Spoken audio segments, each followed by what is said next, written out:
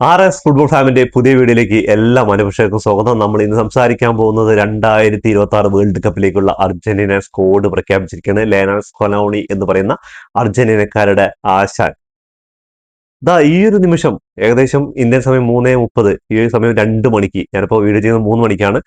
അപ്പോ കുറെ ദിവസത്തെ കാത്തിരിപ്പുകളാണ്. എന്താ പറഞ്ഞാല് ബ്രസീലിന്റെയും പോർച്ചുഗലിന്റെയും ഇംഗ്ലണ്ടിന്റെയും ജർമ്മനി അങ്ങനെ എല്ലാ ടീമുകളുടെ ഏകദേശം സ്ക്വാഡ് വന്നു കഴിഞ്ഞു.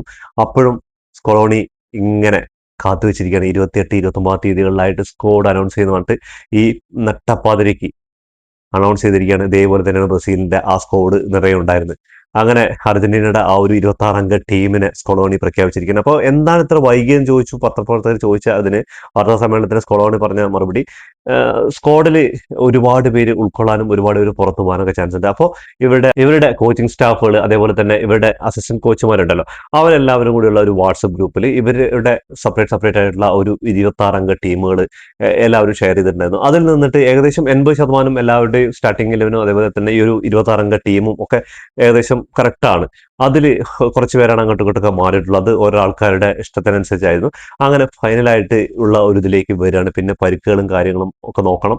അങ്ങനെ അവസാനമായിട്ട് അർജന്റീന കാത്തിരുന്ന ആ ഒരു, എന്താ പറയാ, ഒരു സ്ക്വാഡ് 26 അംഗ സ്ക്വാഡ് വന്നിരിക്കുകയാണ്. 2022 ആവർത്തിക്കാൻ വേണ്ടിയിട്ട്. 2022 അങ്ങ് അത്തറിന്റെ മണമുള്ള ഖത്തറിലാണെങ്കിൽ 2026 അമേരിക്കയിൽ, ട്രംപിന്റെ അമേരിക്കയിൽ പോയിട്ട് കപ്പടിക്കാൻ വേണ്ടി അർജന്റീന മെസ്സിയുടെ കീഴിൽ അവസാനത്തെ ഡാൻസിന് ഇറങ്ങാൻ പോവാണ്. എന്താ പറഞ്ഞാല് വലിയ സർപ്രൈസുകളൊന്നുമില്ല. ടീം സ്ക്വാഡ് കണ്ടപ്പോൾ അതിൽ സർപ്രൈസിനൊന്നുമില്ല. എല്ലാവരും നമുക്ക് സുപരിചിതമായ കളിക്കാരാണ്. എല്ലാവരും അത്യാവശ്യം നല്ല പ്രീമിയർ ലീഗിലും അതേപോലെ സ്പാനിഷ് ലീഗിലും ബുണ്ടസ് ലീഗിലും അങ്ങനെ ഒരുപാട്, അതേപോലെ അർജന്റീനയുടെ പ്രാദേശിക ലീഗിലും കളിച്ചുകൊണ്ടിരിക്കുന്ന ടീമുകളൊക്കെയാണ്.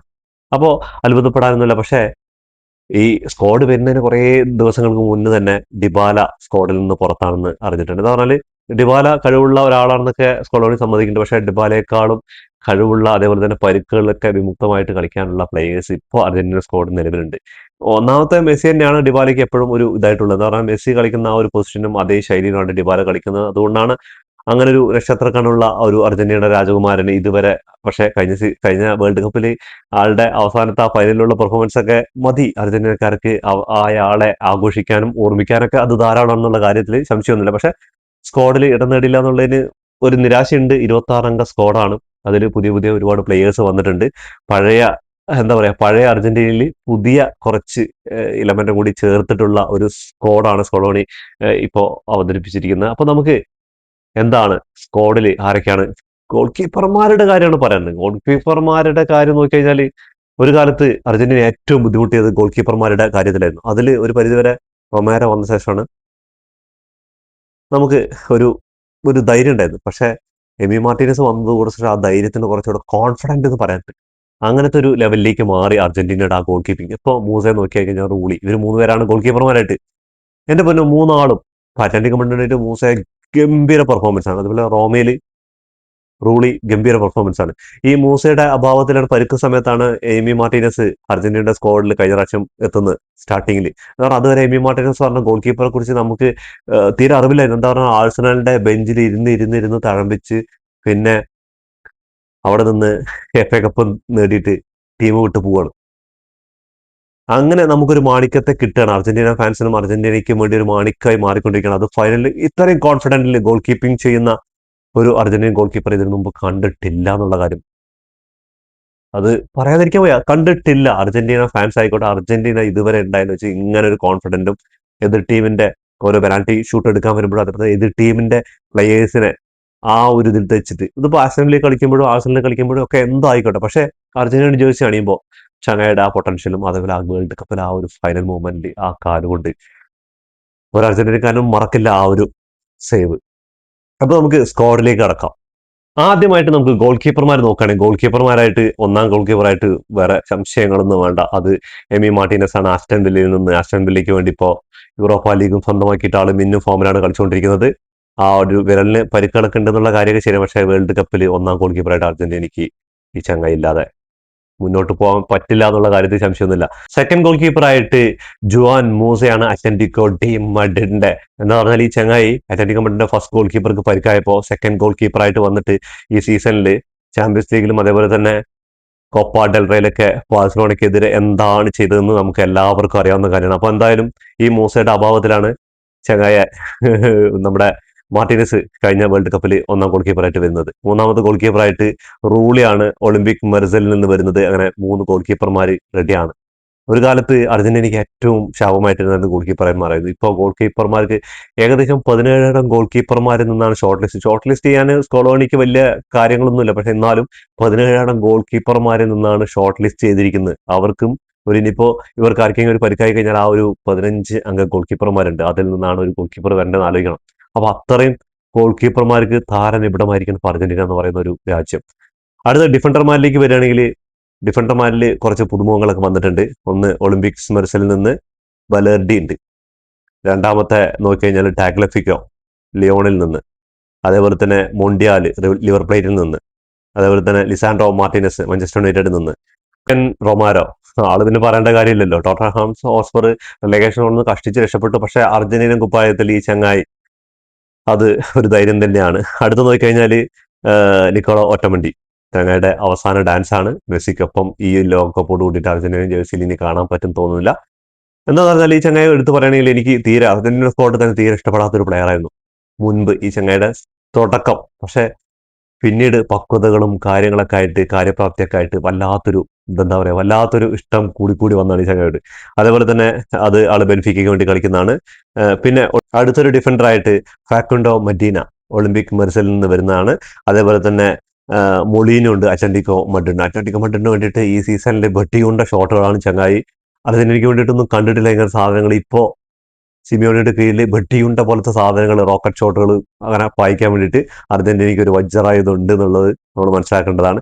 അതേപോലെ മിഡ്ഫീൽഡർമാരിൽ നോക്കുകയാണെങ്കിൽ ലിസാൻഡ്രോ പാരഡൈസ് ആണ് ബോക്ക ജൂനിയേഴ്സിൽ നിന്ന്, അതേപോലെ തന്നെ ഡീപോൾ ഇന്റർ മിയാമിയിൽ നിന്ന്, അതേപോലെ തന്നെ ബാർക്കോ സ്റ്റാർബഗ് എന്ന ക്ലബിൽ നിന്ന് വരുന്നുണ്ട്. അതേപോലെ തന്നെ റെസൽസോ റിയൽ ബാറ്റിസിൽ നിന്ന് വരുന്നുണ്ട്, ലാലിഗയിൽ കളിക്കുന്നതാണ്. അതേപോലെ തന്നെ ബയൺ ലെവർകുസനിൽ നിന്ന് പലാസിയോസ് ഉണ്ട്. അതേപോലെ തന്നെ മാക്കാലിസ്റ്റർ ലിവർപൂളിൽ നിന്ന്, എൻസോ ഫെർണാണ്ടസ് ചെൽസിയിൽ നിന്ന്. അപ്പൊ മിഡ്ഫീൽഡർമാര് 1-2 മിഡ്ഫീൽഡർ പുതിയ എന്താ പറയുക കഴിഞ്ഞ സീസണിലാണ് നമ്മൾ മാക്കാലിസ്റ്ററിനെയും അതേപോലെ എൻസോ ഫെർണാണ്ടസിനെ കാണാൻ പറ്റുന്നത്. എന്താ പറഞ്ഞാല് അവിടെ കഴിഞ്ഞ വേൾഡ് കപ്പിൽ ലെസൽസോയ്ക്ക് പരിക്കായ ഒരൊറ്റ കാരണം കൊണ്ടാണ് ഈ മാക്കാലിസ്റ്ററും ഏകദേശം എൻസോ ഫെർണാണ്ടസ് ഒക്കെ സ്റ്റാർട്ടിംഗ് ലെവലിൽ ഇടം പിടിക്കുന്നത്. പിന്നെ അർജന്റീനയ്ക്ക് എന്താണ് അവർ കൊടുത്ത സംഭാവനകൾ നമുക്കറിയാവുന്ന കാര്യങ്ങളാണ്. അപ്പോൾ മിഡ്ഫീൽഡർമാരിൽ ഇതൊക്കെയാണ്. അപ്പോൾ ഫോർവേഡ്സ് നോക്കിക്കഴിഞ്ഞാൽ ഗൂലിയാൻ ആൽവാരസ് അറ്റ്ലറ്റികോ മഡ്രിഡിന് വേണ്ടിയിട്ട് തുടക്കം ഗംഭീരാക്കി, പിന്നെ ഇടയ്ക്കൊന്നും മങ്ങി വീണ്ടും ഫോമിൽ കളിച്ചുകൊണ്ടിരിക്കുമ്പോൾ ബാഴ്സലോണ പുറകിൽ തന്നെ 100 മില്യൺ കൊടുത്ത് ഏകദേശം ചിലപ്പോൾ ഇന്നോ നാളെ ആയിട്ട് ചിലപ്പോൾ ഒരു ഡീലിലെത്തുന്നുള്ള കാര്യം സംശയമില്ല. അറ്റ്ലറ്റിക്കോ മഡ്രിഡ് 150 മില്യൺ ഒക്കെ ചോദിക്കുന്നുണ്ട്.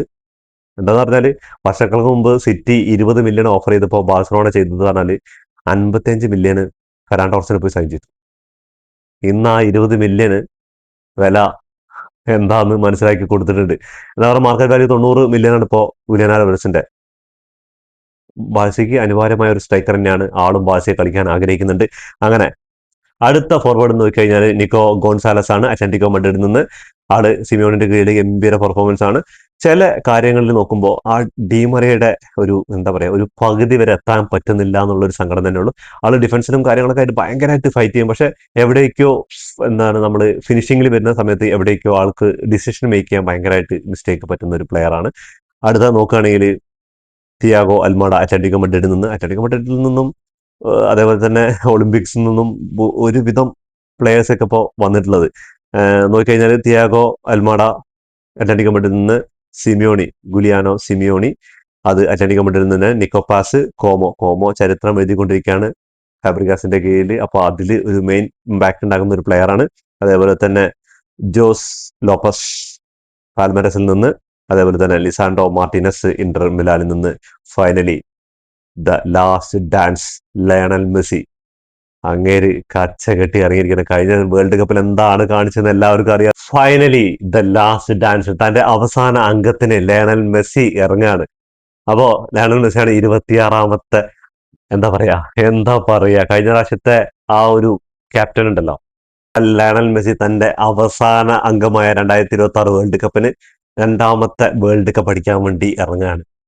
കഴിഞ്ഞ വേൾഡ് കപ്പിൽ അറിയാലോ എന്താ സംഭവിച്ചെന്ന്. സൗദിക്ക് മുന്നിൽ ഏറ്റ പരാജയത്തിന് ശേഷം ചങ്ങായി പറയുന്ന ഒരു ഡയലോഗുണ്ട്, ഈ ടീം നിങ്ങൾ നിരാശപ്പെടുത്തില്ല. അതിനുശേഷം അതുവരെ കണ്ട മെസ്സി അല്ല നമ്മൾ കണ്ടത്.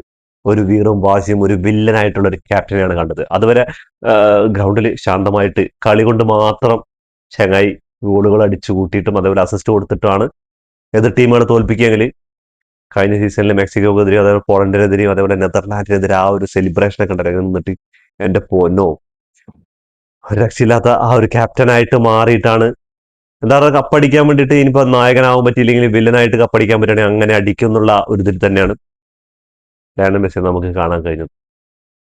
അപ്പൊ അതേപോലെ ഒരു ലയണൽ മെസ്സിയെ വീണ്ടും കണ്ട് ഈ സീസണിലും 2026 വേൾഡ് കപ്പ് മുത്തമിട്ട് ഒക്ടോബർ നടക്കുന്ന ലണ്ടനിലാണ് ഇപ്രാവശ്യം ബാലൻഡിയർ നടക്കുന്നത്. ആ ലണ്ടനിൽ നടക്കുന്ന ബാലൻഡിയറും തൂക്കി 2029 സൂപ്പർ ബാലൻഡിയറും തൂക്കണമെന്ന് ആഗ്രഹിക്കാത്ത ഒരു അർജന്റീനക്കാരനും ഉണ്ടാവില്ല എന്നുള്ള കാര്യത്തിൽ സംശയമൊന്നുമില്ല. അപ്പൊ നമുക്ക് കാത്തിരിക്കാം.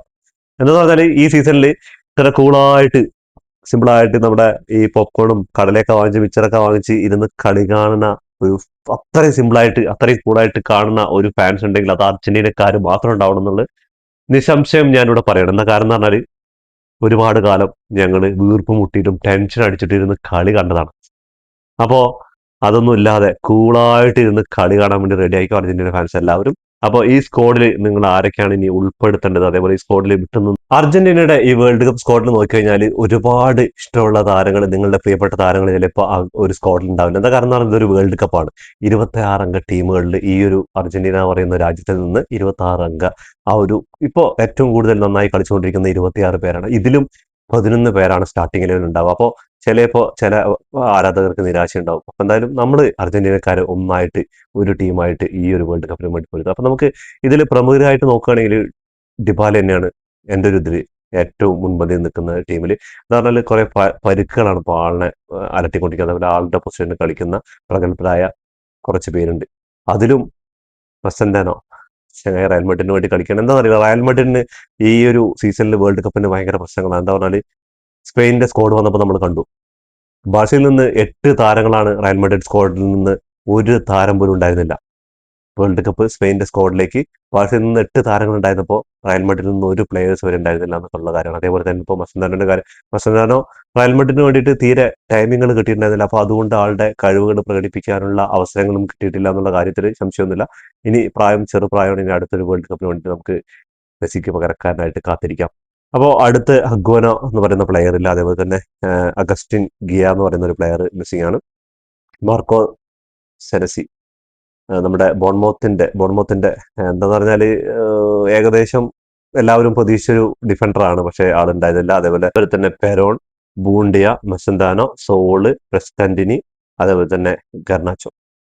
ഇതില് പ്രസ്റ്റന്റിനിയും അതേപോലെ തന്നെ നമ്മുടെ മസ്റ്റാൻഡോ ഇവർ രണ്ടുപേരായിരിക്കും മത്സരിച്ചിട്ട് ആരെങ്കിലും ഒരാളായിരിക്കും സ്ക്വാഡിലുണ്ട്. പക്ഷെ രണ്ടാൾക്കും അവസരം കിട്ടിയില്ല. അതുപോലെ ഗർനാച്ചോ എന്ന് പറഞ്ഞാൽ ചെൽസിയിൽ മാഞ്ചസ്റ്റർ യുണൈറ്റഡും ചെൽസിയിലൊക്കെ വന്നിട്ട് ആളിപ്പോ അത്യാവശ്യം നല്ല പ്രകടനമൊക്കെ കാഴ്ചവെച്ചു. പക്ഷെ എന്തുകൊണ്ടോ 26 അംഗ ടീമിൽ ആള് ഇടം പിടിച്ചിട്ടില്ല എന്നുള്ള കാര്യമാണ്. അപ്പോൾ നിങ്ങളുടെ ഏതൊക്കെ പ്ലെയർ ആണ് ഇതിൽ നിന്ന് മിസ്സായിട്ടുള്ളത് കമന്റ് ബോക്സിൽ കമന്റ് ചെയ്യുക. അപ്പോൾ ഇതോടുകൂടി വീഡിയോ അവസാനിക്കുന്നു.